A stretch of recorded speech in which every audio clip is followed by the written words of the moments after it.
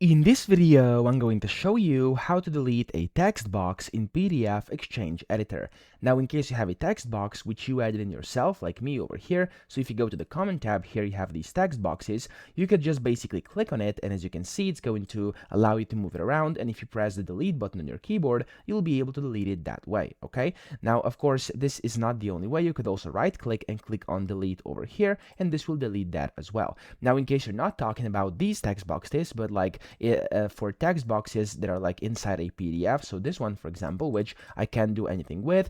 If you just want to delete the text box, you have to go to the Home tab up top, and then here you want to go to Edit Text, and it's going to give you like these rectangles around text. Just basically select it, press delete on your keyboard, and it's going to get deleted that way. Of course, right-click delete will work as well. Now, if you want to delete something like this, which is like a rectangular text box as well, you have to go to Edit Objects up top, and then enable this, and you'll be able to select it, press delete, and if it has borders, do the same over here, and there we go. We've successfully removed a text box from a PDF inside PDF XChange Editor. So that's how to do it. I hope this video helped you out. If it did, please subscribe to the channel and help me out as well.